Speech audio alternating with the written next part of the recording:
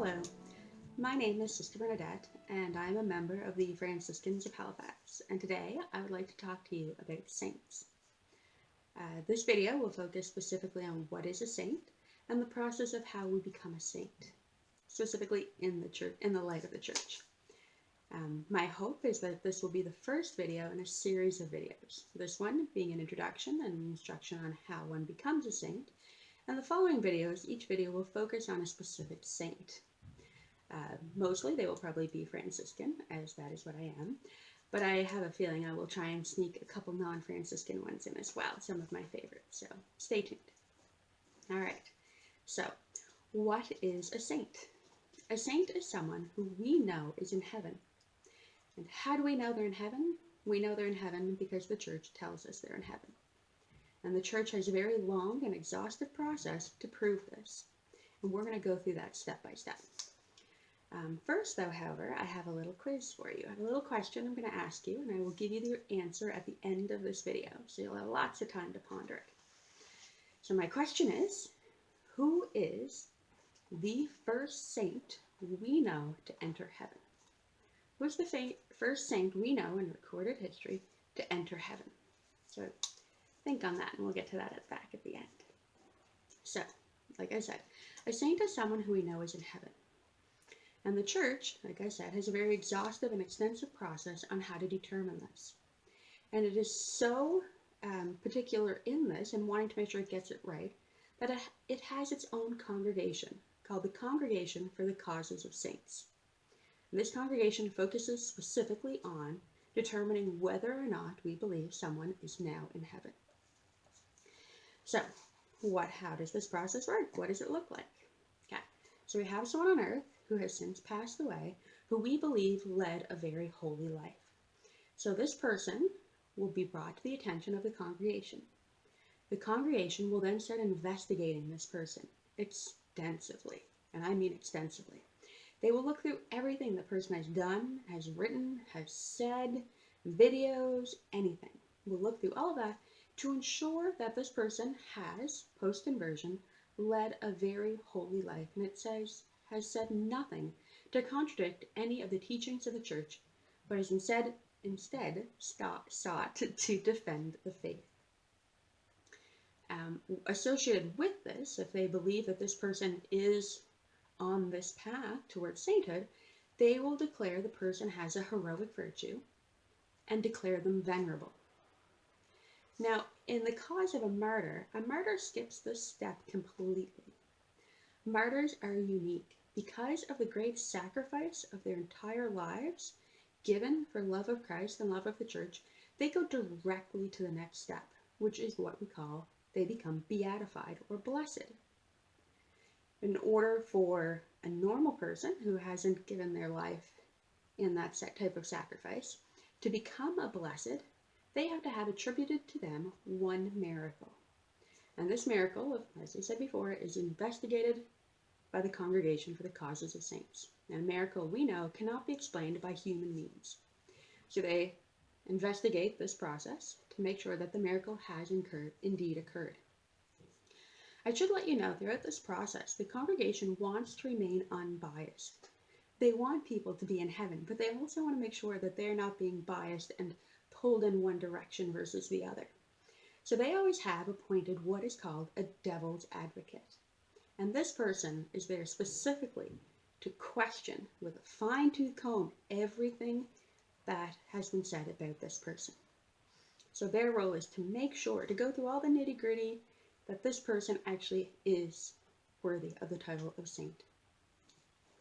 So we have our first miracle, and we are now declared blessed. We are now beatified. It is at this point that the Pope, through the congregation, will acknowledge the veneration of this person. So they will put out a prayer asking for their intercession, mass settings where we invoke their intercession, and create a special office in the breviary that clerics and religious are bound to pray. And all of this is to ask for that person's intercession. One of the things we always want to clarify is that as Catholics, we do not worship saints. We do not. We simply ask for their intercession and their guidance in our lives. That's what they are there for. They are there to intercede on our behalf before the throne of God. They are there to help us receive special graces and to have that extra person asking for help for us. So that's what they are there to do. They are not there. We do not worship them, but we honor them for the heroic lives they've led, and asking for their intercession.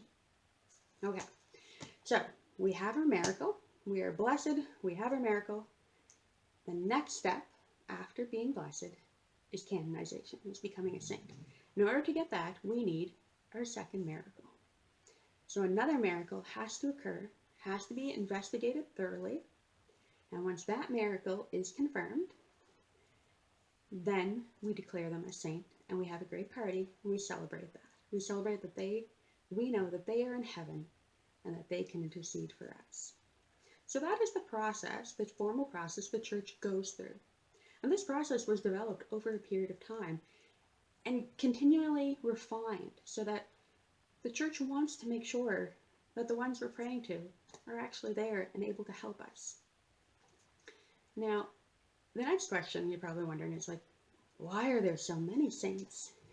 There are literally hundreds of saints out there, and that is what I love, because each saint is unique. There is not a mold that a saint fits into. The mold is broken. The mold has been shattered if there ever was one. And I think that's what I love about the saints. When I first started learning about the saints, I read this book on them, and it was very holy and pious, and these saints seem to have lived lives that I could never attain. I was definitely not going to be that holy, so I often put it aside. I'm like, no, I can't be a saint. It's unattainable. It's just not going to happen for me. But then I encountered Saint Therese of Lisieux, and she, if you look at her life, she was a normal little girl, a little spoiled, and still became one of the greatest saints we have. She's a doctor of the church. And she proved to me, along with St. Augustine and numerous other saints when I investigated more, that they lived normal lives. They had their faults and failings, but they still strove for holiness and to do God's will in their life, in the circumstance that they were put in. And it gave me hope because I can do the same. I may not be in a cloistered monastery with St. Therese. I may not be a bishop like St. Polycarp here. But in my state of life, I can do little things that help me to become holy, to become a saint. It doesn't take great things. I think it was Mother Teresa said, small things with great love. That's what it takes to become a saint. They had faults and failings just like us. They became great saints. So can we. It doesn't matter what we've done in life, as long as we turn towards God and do small things with great love. Now, going back to the beginning of this video, who was the first saint we know is in heaven? Have you figured it out yet? Think of Good Friday. Jesus on the cross, saying to the thief, "This day you will be with me in paradise." Jesus opened the gates of heaven and let in the first one we know of for sure, a murderer who hung on the cross. Anyone can become a saint. Anyone. So let's strive. Let's continue to learn about various saints and the different lives they've led. And let's continue that walk in hope, and so that we too can become a great saint like all the ones we will learn.